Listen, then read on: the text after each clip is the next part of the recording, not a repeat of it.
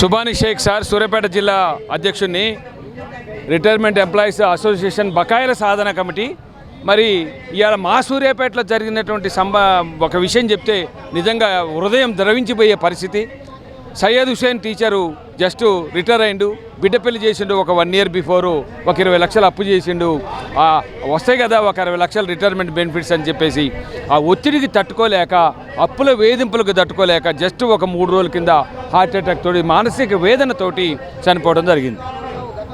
ఇదే సూర్యాపేటలో ఇవాళ ఒక స్కూల్ నుంచి హై స్కూల్ నుంచి రిటైర్ అయిన జూనియర్ అసిస్టెంట్ శ్రీనివాసరావు గారు మరి బ్రెయిన్ స్ట్రోక్ వచ్చేసి లక్షల రూపాయలు ఖర్చు అయింది. 50 లక్షలు 60 లక్షలు వస్తాయి కదా, ఆ డబ్బులతోటి మళ్ళీ అసలు ఆ భార్య పిల్లలకి ఏం చేయాలి అర్థం కావట్లేదు. మంచం మీద పడుకుండు, డబ్బులు వస్తే చూపెట్టుకోవచ్చు కదా, బ్రెయిన్ స్ట్రోక్ అంటే అంత ఈజీగా తగ్గదు కదా. కాబట్టి ఇట్లాంటి భయంకరమైనటువంటి మరి కష్ట నష్టాలకు ఇవాళ రిటైర్డ్ ఎంప్లాయీస్ పడతా ఉన్నారు.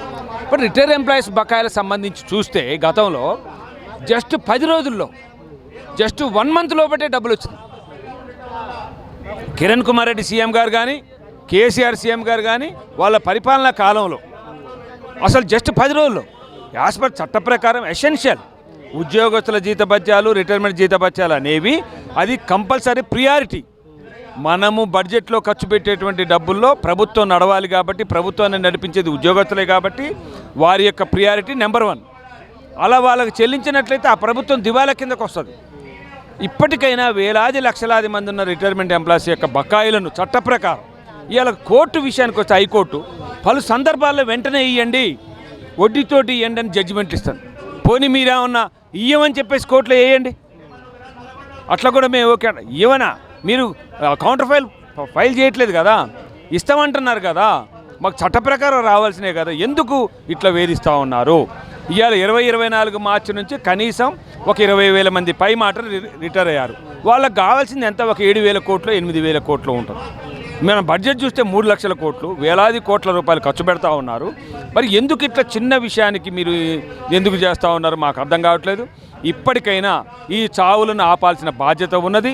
చనిపోయినటువంటి రిటైర్డ్ ఎంప్లాయీస్కి వాళ్ళకి ఎక్స్గ్రేషియా కూడా చెల్లించాలని మేము కోరుతా ఉన్నాం. రిటైర్మెంట్ ఎంప్లాయీస్ తక్షణమే ఏకమొత్తంగా బకాయిలను చెల్లించి మీరు ఒక పెద్దగా ఒక సీఎంగా మీ బాధ్యత ఎంతో మంచి పేరు తెచ్చుకుంటా ఉన్నారు. మేము కూడా కావాలని కొట్లాడి రిటైర్మెంట్ ఎంప్లాయీస్ మేము కాంగ్రెస్ ప్రభుత్వం తెచ్చుకున్నామని కూడా చెప్తా ఉన్నాం. ఇవాళ కూడా మీరు అనవసరంగా గతంలో మరి ఉద్యోగస్తులతో పెట్టుకున్న పరిస్థితుల్లో ప్రభుత్వాలు కుప్పగూలిపోయినాయి, మీకు ఆ విషయాలు తెలుసు. కాబట్టి ఇప్పటికైనా మీరు ఆ మంచి పేరుని నిలబెట్టుకొని ఇంకా 10 ఏళ్ళు అయినా కూడా మన ప్రభుత్వాన్ని చేతిలో పెట్టుకోవాలని కోరుతా ఉన్నాం. తక్షణమే రిటైర్మెంట్ ఎంప్లాయీస్ బకాయిల్ని చెల్లించాలని. ఎవరైతే 20 నుంచి 25,000 మంది వరకు ఎవరైతే రిటైర్ ఎంప్లాయీస్ ఉన్నారో మీ వరకు మీకు దాదాపు 6,000 నుంచి 7,000 కోట్ల మధ్యకు రావాలి. సో దానికి సంబంధించి ప్రభుత్వం కూడా గతంలో పలుమార్లు చెప్పడం జరిగింది, 700 కోట్లు నెలసరిగా ఇస్తామని కూడా చెప్పడం జరిగింది. సో వస్తున్నట్టున్నాయి కొంతమందికి, ఎవరికైతే కొంతమంది రిటైర్ అయిన ఎంప్లాయీస్కి కొంతమందికి నెలల వారీగా డబ్బులు వస్తున్నట్టున్నాయి. మీకు కూడా ఏదో ఒక రోజు రావచ్చు కదా కొన్ని నెలల తర్వాత. డిప్యూటీ మినిస్టర్ గారు, సీఎం గారు, డిప్యూటీ సీఎం గారు చాలా పచ్చి అబద్ధాలు అవి. 700 కోట్లలో రిటైర్మెంట్ ఎంప్లాయీస్కి రావట్లేదు. అదే జరుగుతూ ఉంది, ఇలా అదే జరుగుతూ ఉన్నది. 700 కోట్లు ఇస్తున్నామని జనం అనుకుంటున్నారు, కానీ 700 కోట్ల రూపాయల్లో రిటైర్మెంట్ ఎంప్లాయీస్ బకాయిలు రావట్లేదు. కమిటేషన్ రావట్లేదు, గ్రాట్యుటీ రావట్లేదు, లీవ్ ఎన్కాష్మెంట్ రావట్లేదు, GIS రాలేదు, GPF రాలేదు, దాచిపెట్టుకున్న డబ్బులు రాలేదు, ఒక్క పైసా కూడా. కొంత అసలు డబ్బులు ఎన్ని కోట్ల వరకు ఉండొచ్చండి? దాదాపు నాకు తెలిసి ఇప్పటి వరకు 2024 మార్చి నుంచే పెండింగ్. అంతకుముందు అయిన వాళ్ళు, రిటైర్ అయిన వాళ్ళకి అందరికీ 10 రోజుల్లో 20 రోజుల్లో వస్తాయి అనుకుంటే సార్ దానికి ఒక ఖర్చు ఉంటుంది, లెక్క ఉంటుంది. అప్పులు తీర్చుకుందాం, బిడ్డ పెళ్లి చేసుకుందాం, ఇల్లు కట్టుకుందాం, ఇల్లు అప్పు తీర్చుకుందాం, బ్యాంకులను తీర్చుకుందాం, ఒక లెక్క ఉంటుంది. రాకపోతే ఏ ఆశ ఉండదు సార్. వస్తాయి అన్నప్పుడే ఈ జనాల్లో నేను ఈ సందర్భంగా రిటైర్మెంట్ ఎంప్లాయీస్కి కూడా నేను విజ్ఞప్తి చేస్తా ఉన్నాను. కొట్లాడదాం, పోరాడదాం, ఇంకా ధర్నాలు చేద్దాం, కానీ మీరు మానసిక వేదనకు గురై చనిపోవద్దని ఈ సందర్భంగా గుర్తు చేస్తాం. ఖచ్చితంగా డబ్బులు ఇవ్వకపోవడం వల్ల ఆ వేదనతోటి, ఆ ఒత్తిడితోటి మా కళ్ళెదురుగా 10 రోజుల కింద మాట్లాడిన వ్యక్తి ఇవాళ లేడు మా సూర్యాపేటలో. సయ్యద్ హుసేన్ భాయ్ ఒక స్కూల్ అసిస్టెంట్గా 30-35 ఏళ్ళు పనిచేసి వేలాది మంది విద్యార్థులకు ఉద్యోగం చదువు చెప్పి పర్ఫెక్ట్గా బోధన చేసి ఇవాళ మరి కరప్షన్ లేని ఉద్యోగాల జీతాల్లో ఉండి మేము ఈ పరిస్థితుల్లో ఉన్నాం. కాబట్టి దయచేసి ఒక పెద్దగా ఒక సీఎంగా మీరు ఆలోచించి ఈ 700 కోట్లలో మాకు వాటా లేదు, మాకు రావట్లేదు, ఒక 2,000 కోట్లు అయితే ఏమన్నా బయటపడతారేమో, ఒక 7-8 కోట్లు అయితే అందరూ ఏకమత్తంగా బయటపడతారు. తక్షణమే ఏకమత్తంగా బకాయిలను చెల్లించాల్సిందిగా ప్రభుత్వాన్ని డిమాండ్ చేస్తూ ఉన్నాం. చెల్లించినట్లయితే ఇంకా ఎక్కువ ప్రజల్లో పోతాం, ఇంకా ఆమరణ నిరాహార దీక్షలు చేస్తాం. అవసరమైతే ఎంతకైనా మేము హంగర్ స్ట్రైక్ చేయడానికి కూడా మేము వెనకాడ బోమని, ఎందుకంటే మా తోటి రిటైర్డ్ ఎంప్లాయీస్ చనిపోతూ ఉన్నారు, వాళ్ళ బాధ మేము చూడలేకపోతా ఉన్నాం. దయచేసి ఈ సందర్భాన్ని గుర్తుంచుకొని డిమాండ్ చేస్తాను, ఏకమత్తంగా బకాయిలు చెల్లించాలని మీ ద్వారా. నా పేరు Kandukuri Devadasu, Telangana retired employees association ఉమ్మడి వరంగల్ జిల్లా అసోసియేట్ అధ్యక్షుడు మరియు రాష్ట్ర ప్రభుత్వ పెన్షనర్ల హన్మకొండ జిల్లా ఎస్టీఓ జనరల్ సెక్రటరీని. ఈరోజు టాప్రా వారు నిర్వహించినటువంటి ఈ యొక్క ధర్నా కార్యక్రమం లోపల మేము సంఘాలకు అతీతంగా, తర్వాత రాజకీయాలకు అతీతంగా కూడా రిటైర్డ్ అయినటువంటి పెన్షనర్లందరూ కూడా ఈరోజు పాల్గొనడం జరిగింది. ఈ సందర్భంగా మేము పాల్గొని మాకు మార్చి 2024 నుండి రిటైర్డ్ అయినటువంటి ఇప్పటి వరకు రిటైర్డ్ అయినటువంటి ఉద్యోగ ఉపాధ్యాయులకు న్యాయంగా మాకు రావాల్సినటువంటి జీపీఎఫ్ కానీ, తర్వాత జిఐఎస్ కానీ, టీహెచ్జిఎల్ఐ కానీ, తర్వాత కమిటేషన్ కానీ, గ్రాట్యుటీ కానీ, తర్వాత లీవ్ ఎంకేజ్మెంట్ కానీ, తర్వాత సరెండర్ లీవ్లు కానీ, ఇవన్నీ కూడా మాకు ఏకమొత్తంలో చెల్లించాలనేటువంటి డిమాండ్ తోటి ఈరోజు మేము ఈ ధర్నా శిబిరానికి రావడం జరిగింది. కాబట్టి మాకు రావాల్సినటువంటి ఈ యొక్క బకాయిలన్నింటినీ కూడా మీరు ఏకమొత్తంలో చెల్లించాలని ఈ ధర్నా శిబిరం సందర్భంగా డిమాండ్ చేస్తూ ఉన్నాము.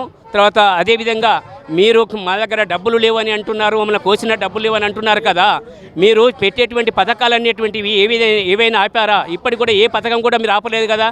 మీరు అమలు కానటువంటి హామీలు, మీరు గత ఎన్నికల సందర్భంగా మీరు 420 హామీలు అనేటువంటి ఇవ్వడం జరిగింది.